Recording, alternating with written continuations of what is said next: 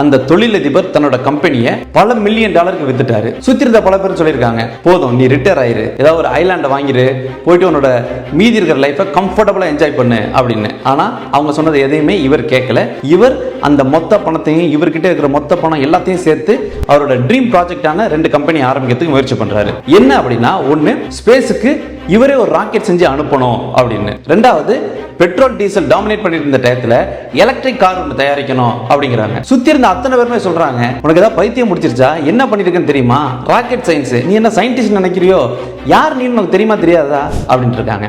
Electric car அது நொறுங்கி போயிடும், இல்ல வெடிச்சு போயிடும், ஏன்டா இப்படி தேவையில்லாத வேலைகள் பண்ணிட்டு இருக்க அப்படின்னு வழக்கம் போல சுத்தி இருக்கிறவங்க அவரையும் டிமோட்டிவேட் பண்ணிருக்காங்க. அதெல்லாம் இவர் காதுல வாங்கல. இவர் நினைச்சபடியே அந்த 2 கம்பெனி ஆரம்பிச்சிட்டாரு. ஆனா அவங்க சொன்னபடியே 2008 வரைக்கும் கிட்டத்தட்ட 3 ராக்கெட் இவர் லான்ச் பண்ணியிருக்காரு. 3மே ஃபெயிலியர். இவரோட கார் கம்பெனி பேங்க்ரப்ட் ஆயிடுச்சு.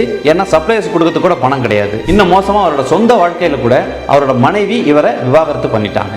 இவர் தங்கி இருக்கிற வீட்டுக்கு கூட ரெண்ட் கொடுக்கறதுக்கு ஃப்ரெண்ட்ஸுங்கிட்ட வாங்கி கொடுக்குற நிலைமைக்கு வந்துட்டாரு. மீடியாக்கள் எல்லாமே இவர் ஒரு காமெடி பீஸ் அப்படிங்கிற மாதிரி தான் பார்த்தாங்க.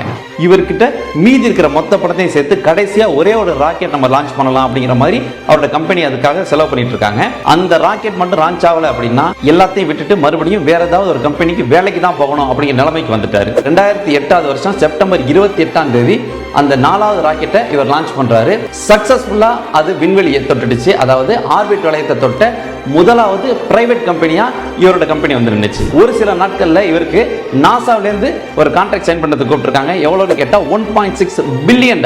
அந்த பணத்தை வச்சு இவரோட கார் கம்பெனியையும் இவர் சரிவுல இருந்து மீட்டுட்டாரு. இவரோட 2 கம்பெனியுமே சர்வைவ் ஆயிடுச்சு. அவர் கொடுத்த கம்பேக் சாதாரணமானது இல்ல, இந்த உலகமே திரும்பி பார்க்குற அளவுக்கான கம்பேக். அந்த நபர் தான் தற்போதைய டெஸ்லா கம்பெனியோட ஓனர் திரு எலான் மஸ்க். அவரோட கம்பெனி தான் SpaceX Tesla. He failed, he broke, he risked everything, but he refused to quit. Elon Musk அவர்கள் சொல்வாரு, when something is important enough, you do it. If the odds are not in your favor அப்படின்னு. அதே மாதிரி நீங்களும் இதுவரைக்கும் வராத ஏதாவது ஒரு புதுசா ஒரு விஷயத்தை முயற்சி பண்ணிட்டு இருக்கீங்க அப்படின்னா கண்டிப்பா உங்களை டிமோட்டிவேட் பண்ற மாதிரி தான் சுத்தி இருக்கிற நபர்கள் பேசுவாங்க. இது உனக்கு தேவையா, பேசாம வேலைக்கு போ, இதெல்லாம் உனக்கு சரிப்பட்டு வராது அப்படிங்கிற மாதிரி அவங்க சொல்றாங்க. அப்படிங்கிறதெல்லாம் கேட்டுட்டு அதை விட்டு விலகுறது அப்படிங்கிறது ரொம்ப எளிது. ஆனா அதையும் கடந்து வெற்றி அடையணும் அப்படின்னா அதுக்கு தனி மனோதிடம் அப்படிங்கிறது வேணும். அதே மாதிரி ஒரு மனோதிடத்தோட தொடர் தோல்விகளை மட்டும் தான் சந்திச்சுக்கிட்டு இருக்கீங்க, இருந்தாலும் விடாப்பிடியா இருக்கீங்க அப்படின்னா கூடிய சீக்கிரம் வெற்றி உங்களை முத்தமிட காத்துக்கிட்டு இருக்கு அப்படிங்கிறத மறந்துடாதீங்க. ரிஸ்க் எடுக்கிறதுக்கு எப்போதுமே தயங்காதீங்க.